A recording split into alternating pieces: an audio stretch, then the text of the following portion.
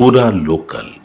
నిన్న మధ్యాహ్నం తర్వాత భారత రాష్ట్ర సమితి నుంచి ఒక ప్రకటన మీ అందరి ద్వారా నేను మీడియాలో చూడడం జరిగింది.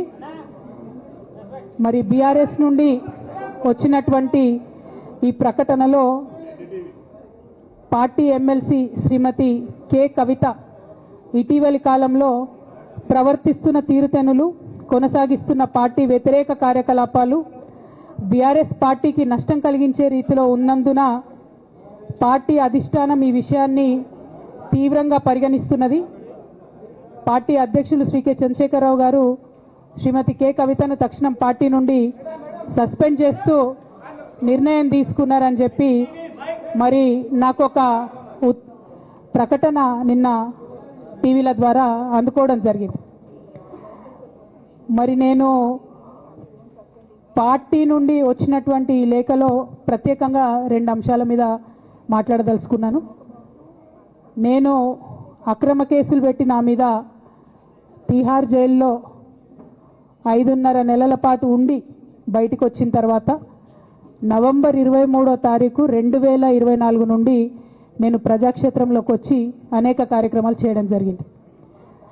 మరి నేను చేసినటువంటి పనులలో మొట్టమొదటిది ఒక బిడ్డ హాస్టల్లో చనిపోతే ఆమెను విజిట్ చేసి, అట్లానే గురుకులాల్లో జరుగుతున్నటువంటి అన్యాయాల మీద మొట్టమొదటి కార్యక్రమం తీసుకొని నేను మాట్లాడినా. ఆ తర్వాత బీసీలకు జరుగుతున్నటువంటి అన్యాయం, కాంగ్రెస్ పార్టీ మేనిఫెస్టోలో ఇచ్చినటువంటి 42% హామీ కోసము పెద్ద ఎత్తున నేను పనిచేయడం జరిగింది. అట్లానే మహిళలకు 2500 ఇవ్వాలని చెప్పి పోస్ట్ కార్డు ఉద్యమాన్ని నేను చేపట్టడం జరిగింది. పెద్దవాళ్లకు పెన్షన్లు పెంచాలని నేను ఉద్యమాలు చేయడం జరిగింది. తెలంగాణ తల్లి స్వరూపాన్ని మారిస్తే అట్లెట్లా మారుస్తారని రౌండ్ టేబుల్ సమావేశం పెట్టినాం.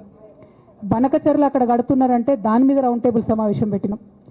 ఓవరాల్గా తెలంగాణ ప్రాజెక్టులు, అందుబాటులో ఉన్నటువంటి నీళ్లు, వీటన్నిటి మీద కూడా రౌండ్ టేబుల్ పెట్టినాం.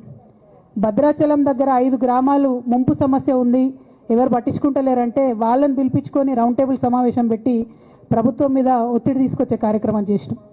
ముఖ్యమంత్రి గారి సొంత జిల్లా మహబూబ్ నగర్లో భూ నిర్వాసితులకు అన్యాయం జరుగుతుందంటే నారాయణపేట నియోజకవర్గం వెళ్ళి వాళ్లకు మద్దతుగా మేము నిలబడి రావడం జరిగింది.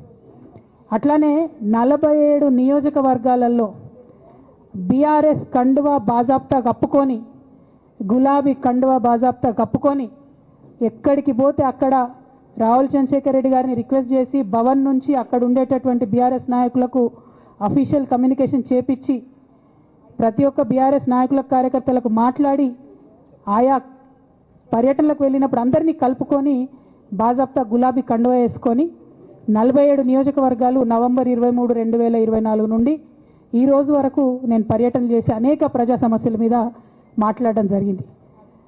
మరి ఇవన్నీ పార్టీ వ్యతిరేక కార్యకలాపాలు అన్నది నాకు అర్థం కాలేదు. ఎట్లా వ్యతిరేక కార్యకలాపాలు అవుతాయన్నది కూడా ఒకసారి పార్టీ పెద్దలు పునరాలోచించుకోవాలని చెప్పి నేను రిక్వెస్ట్ చేస్తూ ఉన్నాను.